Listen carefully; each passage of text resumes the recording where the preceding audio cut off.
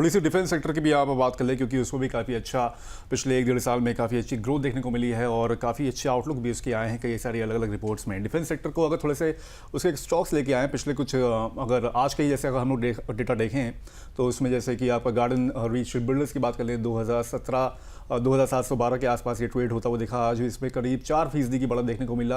Apollo micro system 17% के आसपास आज चढ़ता हुआ दिखा, 284 रुपये पे आज इसकी भी क्लोजिंग होते हुए दिखी।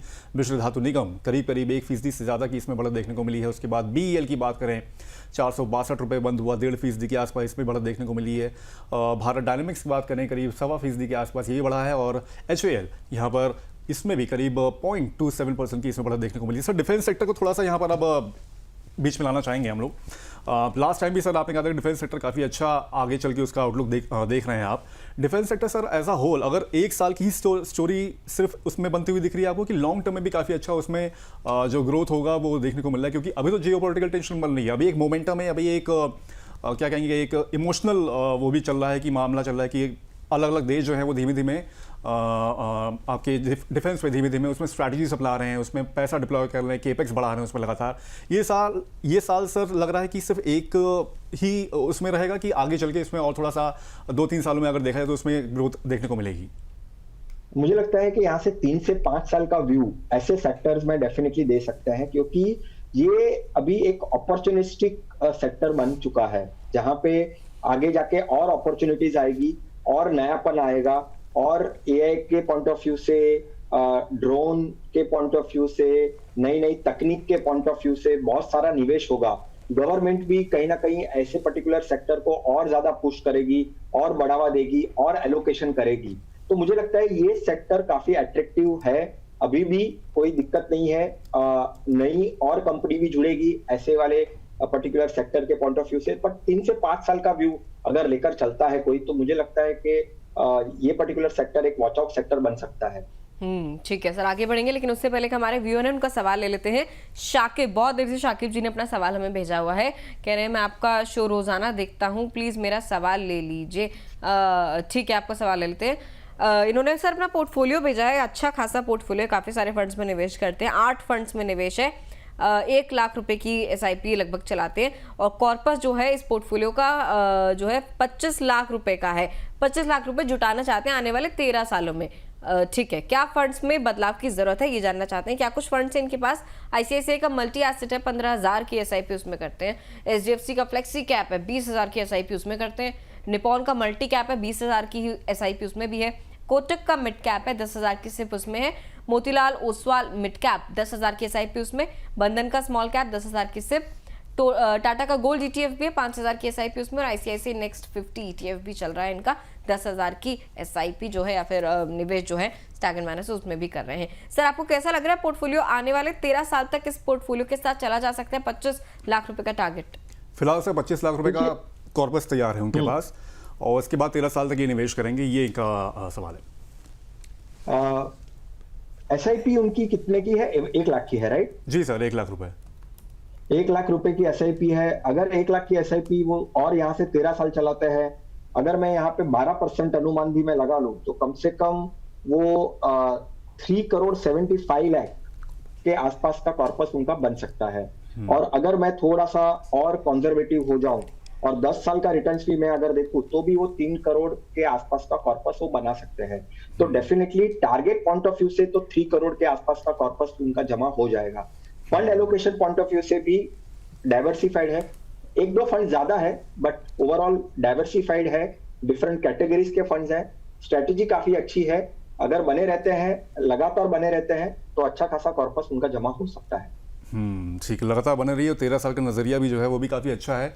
सर, स्टेपअप की इसमें कोई गुंजाइश है? हालांकि उनका कॉर्पस काफ़ी अच्छा है और ऑलरेडी फंड्स का एक्यूमुलेशन 1 लाख रुपए के आसपास ये कर ही रहे हैं, उसमें स्टेपअप की जरूरत है कि ठीक है?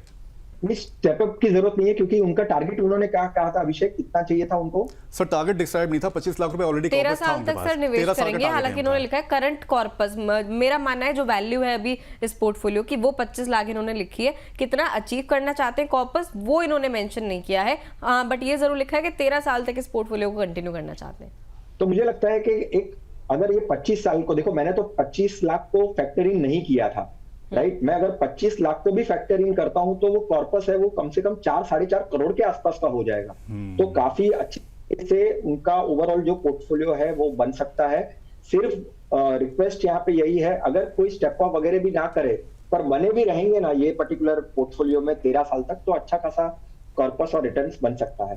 शाकिब जी बस टिके रहें, डटे रहें, जो आप अपनी एसआईपी कर रहे हैं उस पर कायम रहे। 4-4.5 करोड़ रुपए जो हैं आपके 13 साल के अंतर्गत यहाँ पर आप जो कॉर्पस फाइनली जो होगा वो तैयार हो जाएगा यहाँ पर।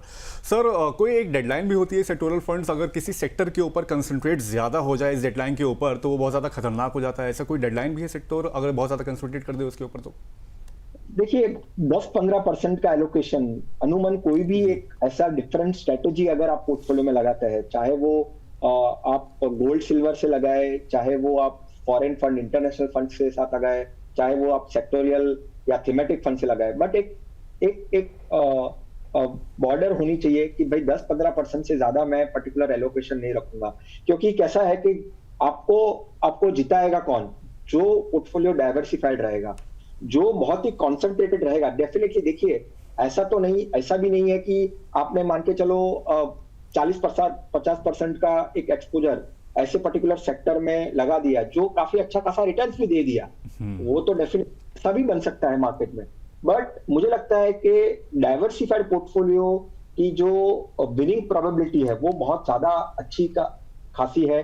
जितनी अगर आप पर्टिकुलर कोई ऐसे सेक्टर में बैट लगा दो और वो चल जाए, वो मैं ऐसा कहता हूं कि वो शायद से तुक्का भी हो सकता है, राइट।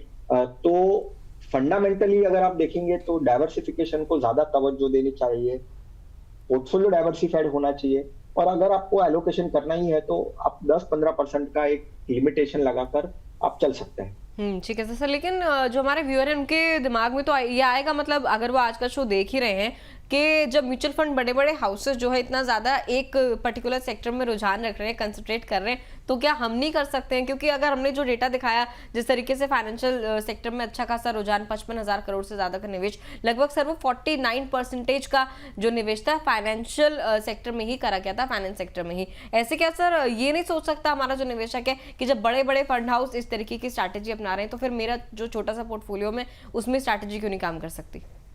देखिए जब मैं छोटा पोर्टफोलियो बनाता हूं तब मैं वो पोर्टफोलियो मेरे फंड के साथ बनाता हूं।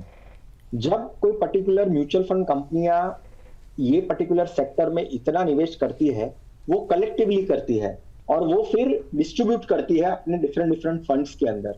तो रिटेल इन्वेस्टर को ये समझना बहुत ही डिफिकल्ट हो जाएगा कि उन्होंने जो ये पर्टिकुलर सेक्टर में इतना पैसा डाला है उसको वो डिस्ट्रीब्यूट कैसे करेंगे और किस तरह से करेंगे। डेफिनेटली उसका डेटा आता है, पर मुझे लगता है कि इतना माइक्रो एनालिसिस करके इन्वेस्टमेंट करना वो थोड़ा सा डेंजरस हो जाएगा। क्योंकि देखिए मेरे पर्टिकुलर एग्जांपल के पॉइंट ऑफ व्यू से मैं कहता हूं कि मेरे पोर्टफोलियो में अगर मान के चलो, सिर्फ नाम देने के पॉइंट ऑफ व्यू से मैं यहाँ पे नाम दे रहा हूँ, एग्जाम्पल के पॉइंट ऑफ व्यू से, कि पराग परिक का फ्लेक्सी कैप फंड है।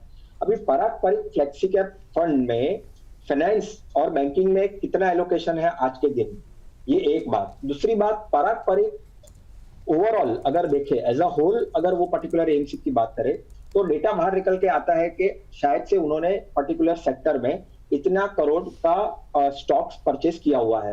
अभी वो पर्टिकुलर स्टॉक को, वो पर्टिकुलर फंड्स उनके पास जितने अवेलेबल है, कहां कहां कितना परसेंटेज डिस्ट्रीब्यूट करेंगे, वो डेटा आने में थोड़ा सा वक्त लग जाता है, राइट। तो इतना माइक्रो एनालिसिस करके डिसीजन लेना कि नहीं ये इन्होंने अगर फाइनेंशियल बैंकिंग में इन्वेस्टमेंट किया है तो मेरे पोर्टफोलियो में जो फंड है वो भी बढ़ेगा, क्योंकि वो जो उन्होंने बैंकिंग फाइनेंशियल लिया है वो मेरे फंड में भी वो उतना एलोकेशन करेंगे और मेरा फंड का रिटर्न अच्छा आएगा। तो ये सारा चीज थोड़ा सा डिफिकल्ट हो जाता है इतना जजमेंट लगाकर इन्वेस्टमेंट के पॉइंट ऑफ व्यू से करना।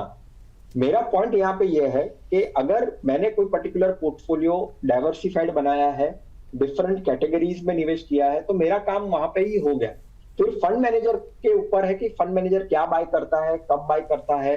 उसके एंड से, हमारे एंड से एंट्री और एग्जिट करना बहुत ही डिफिकल्ट हो जाता है, बट उनके लेवल पे एंट्री करना और एग्जिट करना इतना ही आसान है। यानी आसान इन द सेंस, उनको जब समझ में आता है कि नहीं भाई पर्टिकुलर स्टॉक शायद से गिरने वाला है, नेगेटिव न्यूज आ गई है, सेंटीमेंट खराब है, तो वो वहां से निकल सकते हैं और दूसरे पर्टिकुलर स्टॉक को वो एंट्री कर सकते हैं। बट रिटेल इन्वेस्टर को बार बार फंड चेंज करना, बार बार अपनी स्ट्रेटेजी चेंज करना वो बहुत डिफिकल्ट हो जाता है।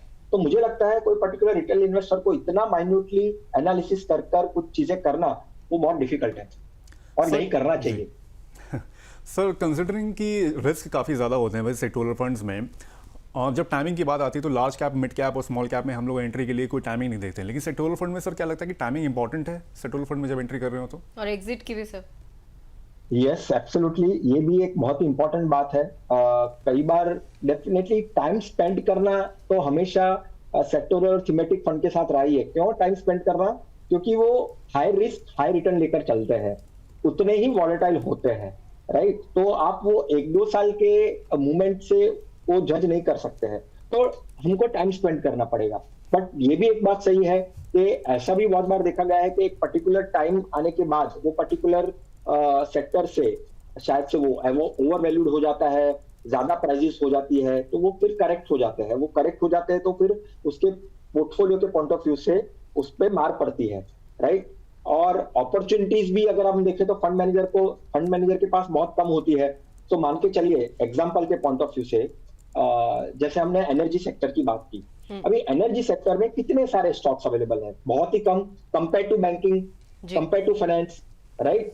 तो जब फंड मैनेजर अगर पर्टिकुलर एनर्जी सेक्टर में वो पर्टिकुलर सेक्टर के स्टॉक्स का पोर्टफोलियो जब बनाता है, राइट, एक तो सारे स्टॉक्स चलेंगे वो भी हमको पता नहीं है। मान के चलो उन्होंने 50 स्टॉक्स लिए हैं तो 50 में से 20 या 25 स्टॉक्स ही चल सकते हैं, राइट? अभी वो 20-25 स्टॉक्स में अगर रिटर्न्स आ जाता है तो वो डेफिनेटली उसको रिप्लेस करना पड़ेगा, या तो पोर्टफोलियो के साइज स्टॉक्स की कम करनी पड़ेगी। तो वो बहुत सारी चीजें करनी पड़ती है और उसमें शायद से ये टाइम करना वो डिफिकल्ट तो होता ही है, बट टाइमिंग डेफिनेटली वहां पे कहीं ना कहीं इंप्लीमेंट करनी पड़ेगी कि अगर वो पर्टिकुलर सेक्टर से मुझे कुछ अच्छा खासा रिटर्न्स आ गया है तो मैं वहां से एग्जिट होके मैं मेरा फंड चेंज करूं, रादर देन मैं उसके ऊपर बैठा रहूं और फिर एक पर्टिकुलर फेज में मुझे अच्छा खासा रिटर्न मिलता है और एक पर्टिकुलर फेज में मुझे नेगेटिव रिटर्न मिलता है, तो नेट नेट मुझे कुछ रिटर्न ही नहीं मिला। अगर ऐसा हो जाता है तो दिक्कत आ जाती है। तो मुझे लगता है कि पर्टिकुलर सेक्टोरियल फंड या थीमेटिक फंड को रिव्यू करते रहना चाहिए कि क्या मामला है, क्या किस तरह से हो रहा है। जो हम आज ये बात भी कर रहे हैं शायद से इसीलिए कर रहे हैं कि उनको समझ में आए कि भाई सेक्टोरियल और थीमेटिक फंड अगर आपने पोर्टफोलियो में लिया है या लेने की सोच रहे हैं तो क्या चीजों को सोचकर या बनाकर आपको आगे बढ़ना है या कोई स्ट्रेटेजी इंप्लीमेंट करनी है। ठीक है सर। चलिए इसी बीच हमारे व्यूअर हैं, आखिरी सवाल जो है हमारे ऑडियंस का हम पिक कर लेते हैं। दीपक कुमार इनका नाम है, कह रहे हैं मेरी उम्र 30 साल है, फिलहाल 7 फंड्स में 16,000 रुपए का निवेश कर रहा हूं। मैं अपने अगले 15 साल तक इस निवेश को जारी रखूंगा। मेरा लक्ष्य 1 करोड़ रुपए जो है जुटाने का है, 1 करोड़ रुपए का कॉर्पस जो है जुटाना चाहते हैं। कौन से वो 7 फंड्स हैं एक बार स्क्रीन पर लेकर आते हैं किसमें इनका निवेश जारी है। तो बंधन का स्मॉल कैप इनके पास 2000 की सिप उसमें है, मोतीलाल ओसवाल है 2000 की SIP, HDFC मिड कैप 2000 की SIP, Nippon India mid cap 2000 की SIP, ICICI India opportunity fund है 3000 की SIP उसमें, एक्सिस का 500 वैल्यू 50 इंडेक्स फंड है 3000 की सिप उसमें, और कोटक 150 मोमेंटम 50 इंडेक्स से 2000 की SIP उसमें चल रही है। सर आपको कैसा लग रहा है पोर्टफोलियो आने वाले 15 सालों के लिए 1 करोड़ रुपए का टारगेट है इनका जुटाने का? Sir 2 small cap 2 mid cap हैं, ये भी एक यस यहाँ पे ही दिक्कत है। अभिषेक आपने सही कहा, वही कंसर्न है कि मिड कैप और स्मॉल कैप हेवी पोर्टफोलियो है, डाइवर्सिफिकेशन थोड़ा कम है। फ्लेक्सी कैप हो, मल्टी कैप हो, लार्ज एंड मिड कैप हो, उस तरह से आपको मिड कैप और स्मॉल कैप और लार्ज कैप का पोर्टफोलियो बनाना चाहिए क्योंकि डाइवर्सिफिकेशन वहां पे मिलेगा। ये क्या हो जाएगा कि मिड कैप और small cap heavy concentrated portfolio बन गया है। हालांकि ये चीज हो सकता है कि शायद से मैंने एनालिसिस नहीं किया है, इतना डीप डाइव नहीं किया है, पर फंड वाइज अगर हम देखें तो शायद से ओवरलैपिंग इतनी ना हो क्योंकि एक पर्टिकुलर एएमसी और दूसरी पर्टिकुलर एएमसी जो मिड कैप जिस तरह से मैनेज करती है उसमें फर्क हो, राइट? पर ओवरऑल अगर हम देखें तो शायद से मिड कैप और स्मॉल कैप हेवी है। टारगेट की चिंता नहीं है, टारगेट वो आसानी से हासिल कर पाएंगे, पर थोड़ा सा अगर वो ट्विकिंग चेंजेस कर सके अपने पोर्टफोलियो में तो अच्छा होगा। टारगेट अचीव कर लेंगे, लेकिन एक कंसर्न ये है कि थोड़ा सा उसमें लार्ज कैप का भी यहाँ पर इंक्लूजन थोड़ा सा करिए दीपक जी, वरना भास्कर टारगेट तो आपका काफ़ी अच्छा है और 15 साल काफ़ी सफिशिएंट टाइम भी है, लेकिन थोड़ा सा लार्ज कैप को भी इंक्लूजन यहाँ पर रखना चाहिए। लॉन्ग टर्म के लिहाज से वो काफ़ी बैलेंस प्रोवाइड करेगा। सर एक आखिरी सवाल, रिव्यू की सर बात कही थी, अगर सर रिव्यू जैसे करना हो सेक्टोरल थीमेटिक फंड्स को कितने समय में उसको करना चाहिए, प्लस क्या ये दूसरी कैटेगरी से ज़्यादा इंपॉर्टेंट है कि सेक्टोरल फंड्स को ज़्यादा रिव्यू करने की जरूरत है? डेफिनेटली सेक्टोरियल और थीमेटिक फंड्स अगर पोर्टफोलियो में है तो रिव्यू मुझे लगता है कि हर साल एक बार देख लेना चाहिए कि वो पर्टिकुलर सेक्टर का क्या चल रहा है। आपका एलोकेशन भी एक बार चेक कर लीजिए। मेरे हिसाब से 10-15% से ज्यादा एलोकेशन मत रखिए। इंडिविजुअल सेक्टर वाइज अगर आपको आपका रिस्क बढ़ रहा है या रिस्क ज्यादा लग रहा है या एलोकेशन ज्यादा हो गया है, तो मुझे लगता है कि कॉम्बिनेशन ऑफ सेक्टोरियल या थीमेटिक फंड अगर आपके पास अवेलेबल है तो वैसे में इन्वेस्ट करिए। और ये भी सोचिए कि मैं थोड़ा सा डिफेंसिव सेक्टर्स को ज्यादा रखूं पोर्टफोलियो में, क्योंकि जब ऐसा फॉल आता है और कंटिन्यूसली आता है तो जो थोड़े सेफेस्ट बेट होते हैं वो आपको डाउनसाइड प्रोटेक्ट करने में काम आ सकता है।